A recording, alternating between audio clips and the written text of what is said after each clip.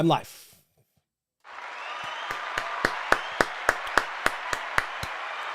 We are back.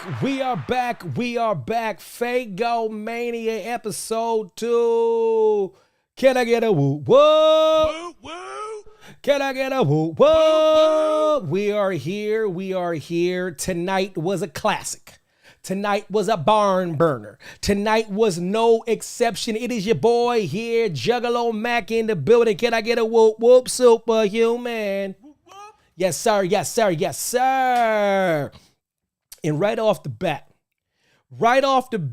before I get into the nitty gritty, right off the bat, before I get down to brass tacks, right off the bat, before I lose my damn mind, it is obvious that Vince Russo and the boys got the memo.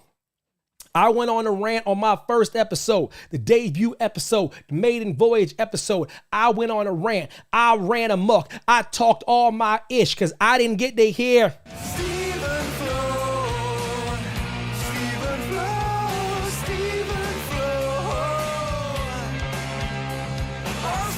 I didn't get to hear it.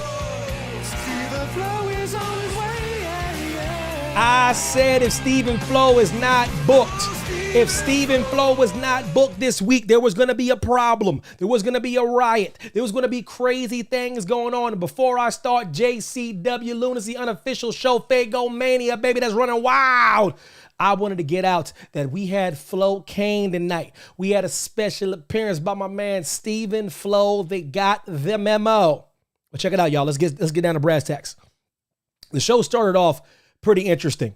People go back and forth on if a show should open with segments or go to wrestling. There's a different rule of thumb, but I've always found it very intriguing to set the tone with someone in the microphone cutting a promo or kind of setting up the storyline throughout the evening. And Vince Russo was a student of the game, and that's what he did. You know, he's been doing a great job building this epic match between Violent J and Big Vito, like kind of like the Marvel Civil War, the Avengers Civil War clash for the controlling stake of JCW Lunacy, and I think it's been great.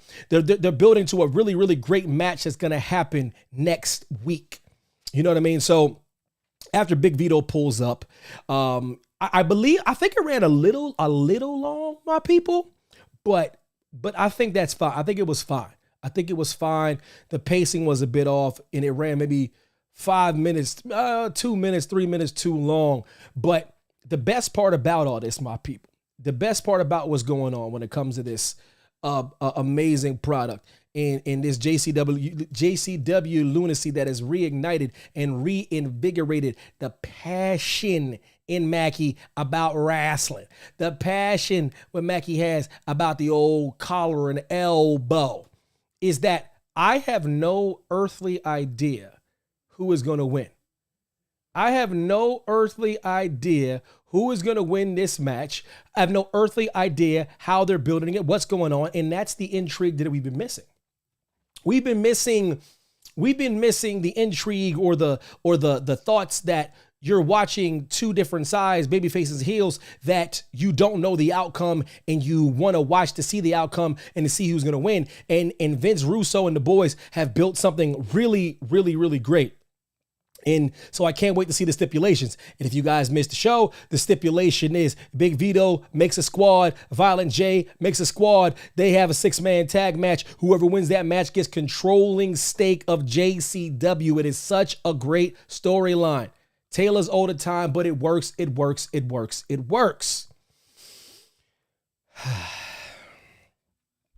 That leads me, before we get to the first match,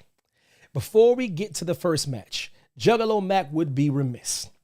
I would be remiss if I did not talk about, to me, some of the best stuff I have ever seen in my entire life. I'm the OG. Unc Mac here. I have seen a few wrestling matches and a few different promotions throughout my long, long life. I really have. So take it from me when I say this is not hyperbolic. This is not hyperbole. I'm not blowing smoke up your butt. But Father Bronson, Red Love, quite possibly the greatest vignettes, the greatest buildup, the greatest anticipatory vignette packages I have ever seen in my entire life. We might be getting to that moment. Week after week after week after week, Father Bronson cuts a vignette talking about red love, building up what red love is. You don't know what red love is. You're trying to listen to the message and you're trying to understand what he's doing. And it's refreshing. It is, to me, it is such a play on different things that we know, but he's making it his own. And I'm telling you, Mr. Bronson, Mr. Red Love, if you can wrestle just a third, just a 25% of as good as your vignettes are, you could be one of the all-timers. I am telling you right now, this is not hyperbolic. I know talent when I see talent. Whoever is chopping up and cutting these vignettes and putting creative context, Father Bronson, if that's you, I am telling you right now, you are out of this world, sir. Flowers, hats off to you. Flowers, hats off to you. Flowers, hats off to you. Oh my goodness gracious. You have to look up Father Bronson, Red Love MVP. But we'll get that. We'll get down. We'll talk about that a little bit later. Shout out to your boy, though. Match one started with the chosen one, Caleb Connolly versus Suicide. Caleb Connolly, solid wrestler, throwback, polished catches, catch, stand, collar, and elbow style that could translate to any company. Always could give you a good match. Always can wrestle with anybody. But then all of a sudden, Matt Cross, the hater that was not you, bro. You ain't allowed, bro. You ain't allowed. You ain't allowed to pull up. Pulls up as Suicide, beats the brakes off of Caleb Connolly. Caleb Connolly gets a win via disqualification, reigniting and keeping the feud going between Caleb Connolly and Matt Cross. Spicy things are going on. Yes, indeedy. This is such a good show. This is such a good show. It's so fun. It's so entertaining. I'm here to talk about this as long as I'm allowed to do so. Then we get to the goddess of JCW, Mickie Knuckles. I am sick and tired of the disrespect that Vito is showing the queen of JCW. And right before I finish typing that up in my little rundown, Mickie Knuckles is out. She peaced out. She said, I'm out, Vito. You can't get this swag. You can't get my fine ass anymore, and it's going to cost him. It's going to come back and haunt you, Vito. You should have stayed with the goddess, the queen of JCW, but that's neither here nor there. You'll find out. You'll find out soon enough. That gives me the match two. They got the ladies involved. Perfect placement of the ladies on the card. I like when you start the show with a great promo, set the stage, have a nice warm-up match, and then you bring the ladies right on, right after. It's a sweet spot for them. And Sophia Rose and Danny Moe did a good job. Danny Moe goes over. Solid match. J-Rod inserts herself. Great build up to what they're building with Big Al and the rest of the ladies. Then you get another great vignette. Gone are the days of the vignette.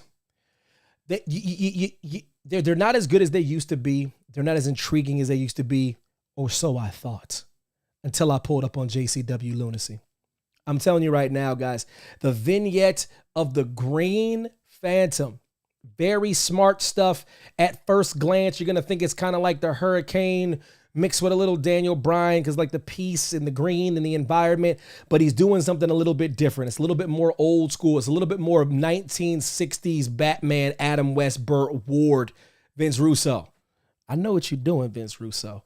Huge Batman fan. You got things popping, and I absolutely love it. That leads me to match three. JCW World Champion, the artist formerly known as Mr. Kennedy, Mr. Anderson, versus Mecha Wolf. Ends in a DQ because Vito is out of his damn mind. Vito be running amok! Damn! Vito and Mr. Anderson, things are starting to brew. Things are starting to set up with them as well. And it's just been, guys, it's been really fun kind of like getting involved and kind of seeing where things go.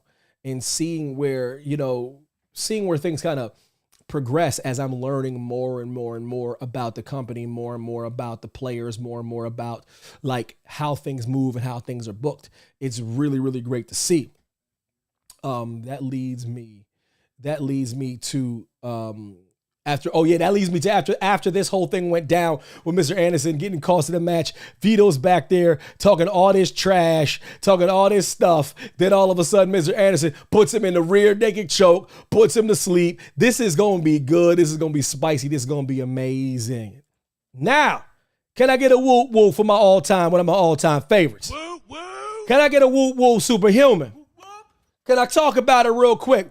The artist formerly known as Dolph Ziggler, Nic Nemeth, is making himself known in JCW, comes out. One of his all-time greats, one of the greatest wrestlers to ever live. The man that has all three phases of sports entertainment, that is the great Nic Nemeth, comes out, issues an open challenge, and lo and behold, who is it? It's Facade. It's the Neon Ninja. He puts the American title on the line. It's Nic Nemeth versus Facade. Facade with the roll-up beats Ziggy, beats Nic Nemeth clean. He might have feigned a little injury, but that's neither here nor there. We ain't got to bring up old stuff. Stop bringing up old stuff. Facade gets it by hook or by crook, by the hairs of his chinny chin.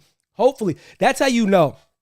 That's how you know that Nic Nemeth is a professional. That's how you know Nic Nemeth doesn't have an ego. That's how you know Nic Nemeth is all about the business of professional wrestling, because he has enough clout, he has enough stroke, he has enough pedigree to be like, I'm going over. If I come to JCW, I'm always going over. He could easily flex like that. But in order for him to give the rub to Facade, it shows that he's a team player. It shows like he's somebody that cares about the business. It shows somebody that he's willing to do what it takes in order to kind of facilitate certain things. You know what I mean? So shout out to your boy Nic Nemeth. Shout out to your boy Nic Nemeth. Woo, woo. You know what I mean? You know what I mean? Whoa, whoa, whoa, whoa, whoa. Listen, welcome. If anybody's joining, say hello. Pop in. Let's have a chat. Let's have a chit chat, my people. Let's talk. You know how we do. You know how we do. You know how we do. So after that, after Facade gets the roll up on the great Nic Nemeth, after Facade gets the roll up, check it out. Check this out. Facade is approached. Facade is approached by Big Vito. He saw his work. He saw what he was doing. He recruits him to his team in the most crucial match that will define everything in JCW. The future of JCW on the line, and Big Vito pulls an ace out of the hole in Facade. First teammate secured. Facade, Big Vito. I'm telling you, Violent J, the move is yours. Yes, yes, yes. We have a beautiful, beautiful thing going on right now. I'm telling you, I'm so hyped. I'm so excited. I'm so fired up about this match that they have going on. This match that they're going to have building, this match that they're going to be doing.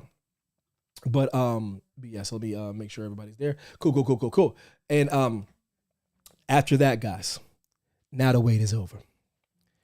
The wait is over. The moment has arrived. The moment has arrived. People, I waited last week. It didn't happen. I waited with bated breath. It didn't happen. But guess what happened tonight in the main event, baby? This did!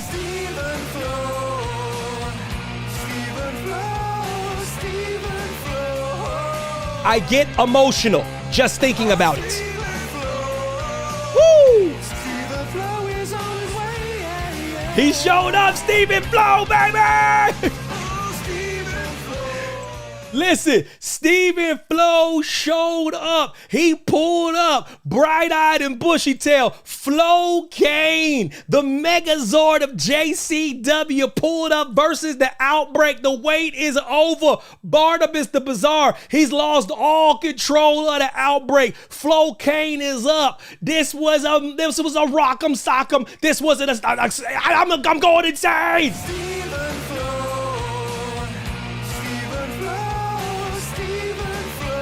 I love Stephen Flow. What you want me to do? You want me to lie? Stephen Flow pulled up all these haters. Stephen Flow. Okay, all right. Okay, listen. Okay, here we go. I'm coming back down. I'm coming back down. I'm all right. Everything's fine. Woo, woo. Everything's okay. So, Facade killing the game. We get to the main event. Cokane versus the Outbreak. Cokane gets the dub. They got their get back. They have the upper hand on Barnabas The Bizarre and the Outbreak. They're locked in. Best tag team in JCW, make no mistake, is Cokane. That was tonight's show. That's my quick rundown. Those are my quick setups and reviews of the matches. But that gets me to the match of the night, my people. And as I start trying to figure things out and figure out how I'm going to approach this new show, this new reaction show, and the different things I'm trying to do, hopefully bringing on a few guests. That's what I'm really excited about doing. But as I kind of get my beak wet in FaygoMania, baby, match of the night for me. Every single week I'm going to do match of the night. Every single week I'm going to do WTF moment. Every single night I'm going to do, every single week I'm going to do Lunacy Love, putting over a specific wrestler, and I'm going to do the Lunacy MVP. Then I'm going to get the Faygo bottle rating. With that being said, match of the night had to be Facade versus Nic Nemeth for the American Championship. Facade getting put over. A great match, contrasting of styles. It proves how interchangeable the Swiss Army knife that is Nic Nemeth is. They put on a pretty great match, a little stagnant at certain points, figuring each other out in the ring in real time. But ultimately, it was a great match for the fans to see legitimate professional wrestlers and two wrestlers doing their thing. Match of the night, beautiful people. Facade, Nic Nemeth. That leads me to the WTF moment. The WTF moment. Matt Cross posing as Suicide, the okie doke on the Chosen One. How dare you? Tomfoolery, chicanery, ballyhoo, poppycock, terrible. How dare you do those things that you do? It worked, though. Did it work? It did work. But that's the WTF moment of the night. You ain't even in the company no more. Matt Cross, you lost the match. You kick rocks. When you can't just come here and pose as somebody else, what the hell you gonna do next week? Pose as me? Jump somebody looking like Matt? Crazy, crazy work. Now, that leads me to Lunacy Love. The love that I have for a specific wrestler. And it's crazy, man. Like I talked about it earlier, but about Father Bronson and this red love. But I'm telling you right now, guys, I've never been more excited for a gimmick in a very long time. I can't remember being this excited about a gimmick. I can't tell you who it was. I can't tell you who it was that's giving me the feels that Father Bronson and this red love is going to be. Hell, I might rename Lunacy Love to Red Love, man, and we just talk about Father Bronson every week. Because I'm telling you right now, whatever he's brewing up, whatever he's cooking up, when he gets to JCW, I ain't never been so excited to watch somebody debut. And I'm kind of pissed because I think if after he debuts, I might not get the vignettes anymore. So hell, I kind of want him to build up and do more vignettes, but I want him to see him wrestle in Impact JCW. And it's just refreshing to see some talent, some fresh blood coming here with some creative juices flowing, some authenticity, some commitment to his craft, commitment to his character. If anybody out there is listening to me, please let me know how they're putting this together. Is it you, Father Bronson? Is it a combination of people in the back? Is it Vince Russo? Who's coming up with these ideas for these vignettes? Who is doing these teasers? Who is doing the editing, the motion graphics, the voice changing, all that stuff? Hell, if you got the powers, let me know. It's just an amazing thing, and I'm excited. And you listen, it can only get better. Every single week since I've seen Father Bronson in his Red Love, the promos and the vignettes keep getting better and better and better. So I can't wait to see what he does when he's not pre-taped. I can't wait to see what he does when he's in the middle of that ring. I can't wait to see what he does when he's on an island out there and he has a crowd there. Things change, but I feel he's going to be ready. I feel he's going to be up for the task. This week's Lunacy Love goes to Father Bronson. Woo, woo. Can I get it for the one time? Woo, woo. All right, listen. Lunacy MVP MVP goes to Mr. Anderson. Rear naked choke, backstage, real, raw, visceral, shades of the old school, daddy. It looked good. They held on the moment. They watched him choke him out. It looked like Vito really went to sleep. That is greatness. That is old school. That is what I've been missing. That is what I've been craving. I've been craving realism, guys. Kayfabe is not dead if you don't let it. It's alive and well, brother, sister, brother, daddy, uncle, brother. Woo, woo. Listen. All in all, Faygo bottle rating, 4.5 Faygo bottles. And the only reason why they didn't get 5 Faygo bottles, a 5 out of 5, is because last week I didn't hear this.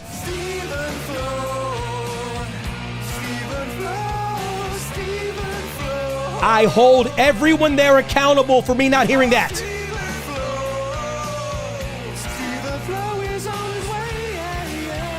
I hold you all accountable.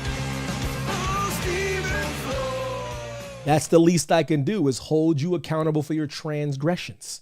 I need Stephen Flo every single week. He's not allowed to have days off. He's not allowed to have vacation time. Hell, maternity leave, paternity leave. I'm sorry, you're stuck, bro. Once every Thursday, I need Stephen Flo, baby. But things are shaping up to be quite amazing. We have a lot of things coming down the pipe. I cannot wait to see what happens next week in the huge match, the battle for JCW supremacy. Big Vito squad versus Violent J squad for the controlling stake of JCW. Damn, I thought that was going to be for Las Vegas, Nevada. But they're doing that next week on the tube now. You know that joint's going to be a spicy meat, the ball. Damn. But that's it for your boy, man. Short and sweet. I got some things coming. I got some things brewing. I got some segments coming. I'm going to get some people on this damn show too. Mackie still got a little bit of the stroke. I'm going to get some people on here too, man. Shout out to y'all. Anybody that watches this, watch it in your own time. We got some views last week on the back end, man. And I'm all about that, but I'm going to keep going live to see if people show up for your boy. Appreciate y'all. Love, peace, chicken grease, a hot comb, and some grits. Woo, woo. I bid you all adieu. Y'all tired of this shit yet? I don't care. You better be tired of it.